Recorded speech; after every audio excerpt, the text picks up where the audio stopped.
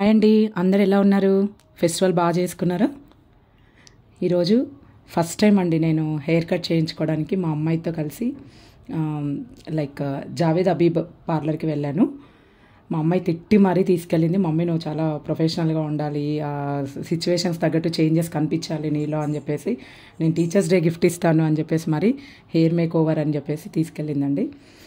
ఆ జావేద్ అబీబ్ పార్లర్లో ఇతను రాజన్ అంట, చాలా బాగా స్పా అండ్ హెయిర్ కట్ చేశాడు.